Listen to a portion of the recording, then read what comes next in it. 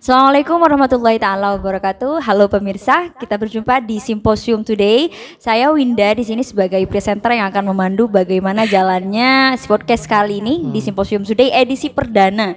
Nah, untuk edisi spesial ini kita akan membahas perihal simposium yang kemarin sangat banyak sekali diminta oleh teman-teman di media sosial baik di Instagram, Facebook maupun di komen-komen di Simposium Official di akun YouTube-nya. Nah, untuk itu kami sudah hadirkan salah satu pegiat simposium yang akan membahas tuntas buat teman-teman yang penasaran tentang apa itu simposium dan perihal-perihal simposium.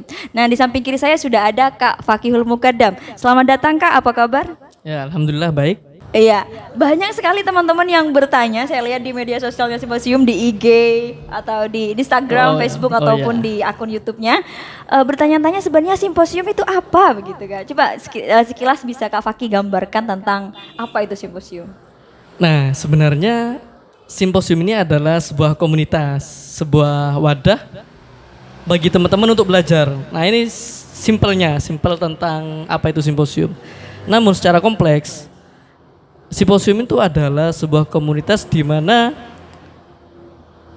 komunitas ini merupakan tempat bagi teman-teman untuk belajar bersama, sharing pengetahuan, transfer keilmuan, atau lain sebagainya tentang beberapa isu-isu aktual, tentang fenomena-fenomena sosial yang ada di sekitar kita, dan juga bahkan kita juga mengkorek atau menggali beberapa pemikiran tokoh, baik itu Islam, Barat, Timur, dan lain sebagainya.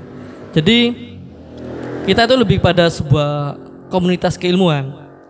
Komunitas keilmuan dan juga kita beri nama simposium karena pada dasarnya ketika kita secara ontologis, simposium ini adalah sebuah forum di mana kita bisa saling menyampaikan gagasan-gagasan terbaik kita. Sebuah tempat, sebuah forum di mana kita bisa bertukar pikiran. Jadi seperti itu. Itu menjadi salah satu alasan kita juga menggunakan istilah simposium, jadi seperti itu. Jadi pengambilan diksi atau nama simposium itu sudah terkesan ilmiah sekali gitu ya Kak. Jadi bisa dibilang seperti itu. Sudah jelas bahwa kita sebuah komunitas keilmuan. Ya, benar sekali. Nah, latar belakang berdirinya simposium itu sebenarnya bagaimana sih Kak? Bisa Kakak ceritakan sedikit tentang itu? Oh iya. Sebenarnya besok tanggal 10 Januari itu kita sudah masuk anniversary pertama ya. Oh, berarti jadi sudah ya, kita berdiri itu pada 10 Januari 2020. Jadi kita awal berdiri itu kita hanya sebagai apa ya? Kita terdiri dari beberapa kelompok kecil sebenarnya. Kalau nggak salah itu 3, itu kalau nggak salah.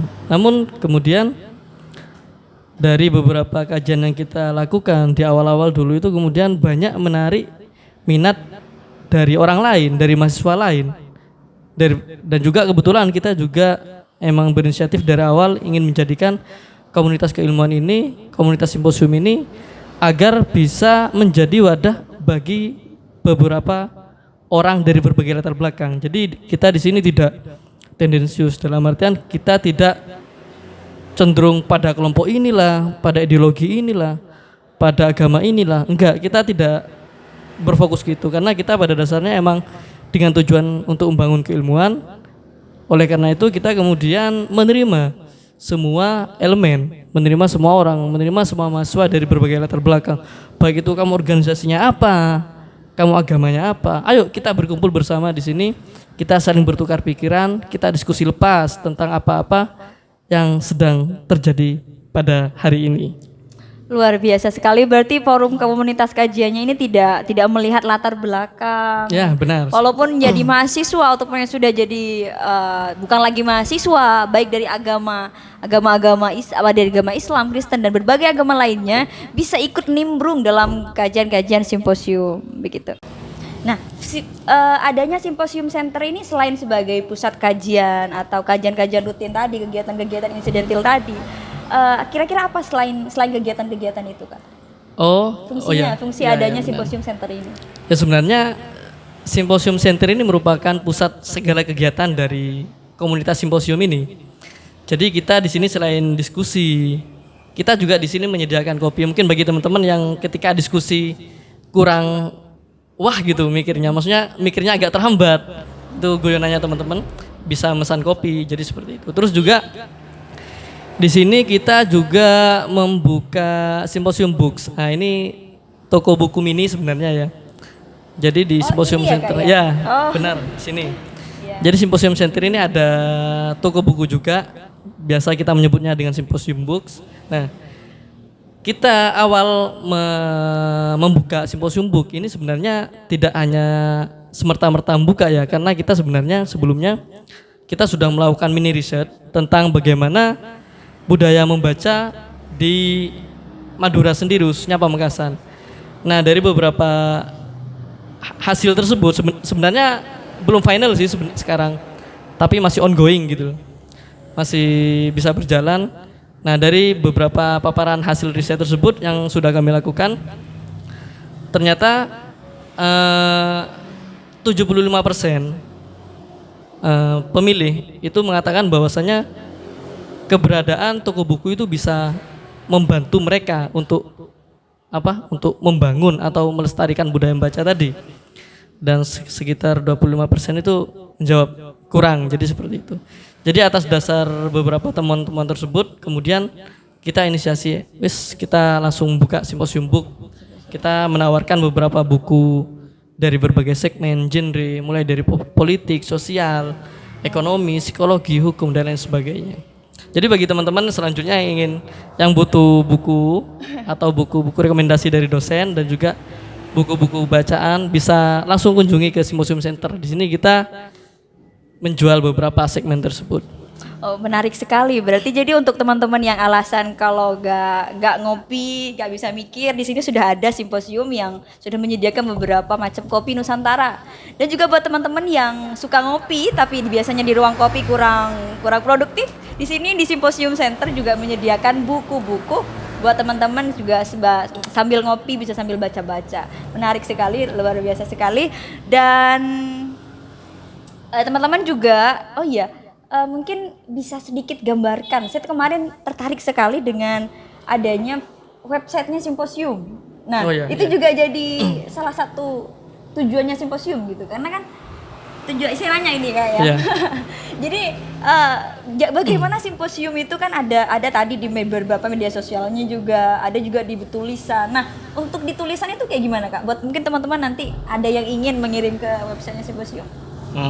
Nah, sebenarnya Simposium ini kita itu memiliki dua fungsi wadah sebenarnya. Oh, iya. Wadah secara fisik dan juga wadah secara digital. Kalau wadah secara fisik, ya ini kita menyediakan Simposium Center bagi teman-teman untuk berdiskusi, melakukan pelatihan kecil-kecilan dan juga melakukan seminar kecil-kecilan atau juga membaca buku. Teman-teman bisa mampir ke sini ke Simposium Center. Ini merupakan sebuah wadah secara fisik. Sedangkan yang wadah secara digital, kita menyediakan website. Itu dikelola oleh Simposium sendiri. Websitenya itu forumsimposium.com. Jadi teman-teman mungkin bisa lihat nanti ketika sedang longgar, baca-bacalah. Dan teman-teman juga kemudian bisa mengirimkan tulisan. Nah, ini yang kemudian saya katakan sebagai wadah digital. Wadah digital bagi teman-teman, bagi yang ingin mengirimkan tulisan, baik itu bersifat opini, isi, bahkan karya sastra sekalipun, itu juga bisa teman-teman kirim. Misalnya nih, dari tugas-tugas makalah di kampus itu kan sebenarnya gak kepake oleh teman-teman. Jadi mungkin bisa teman-teman kirim ke redaksi kami, dan juga bisa karya sastra atau bahkan ulasan-ulasan dari film dan buku itu mungkin teman-teman bisa bisa dikirim. Kan terkadang ada juga kan teman-teman yang habis baca buku atau habis nonton film gitu kan, ingin mereview kembali agar tidak hilang. Jadi seperti itu. Itu bisa teman-teman kirimkan juga kepada kami.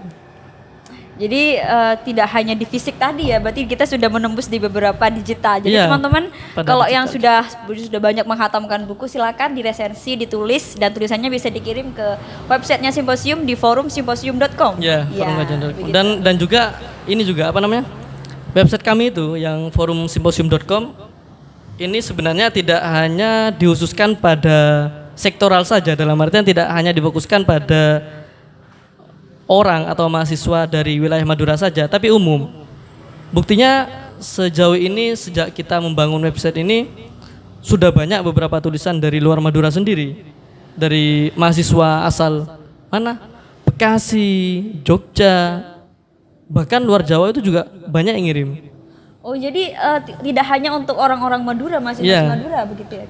Ada juga dari kampus Surabaya, kampus UIN Jakarta, itu banyak juga yang mengirimkan tulisan kepada kami. Jadi setelah mereka mengirimkan tulisan, ya tentu harus ada proses kurasi dari kita, proses Ya. Seleksi begitu seleksi. ya, Kak? Jadi seperti itu. Jadi Jadi yang layak tidak semua tulisan bisa masuk berarti tidak ya, Kak? bisa. Oh, iya, iya. Jadi teman-teman silakan, tadi sudah disampaikan kalau mengirim tulisan berdoa saja semoga termasuk dari salah satu yang bisa terbit di forumsimposium.com.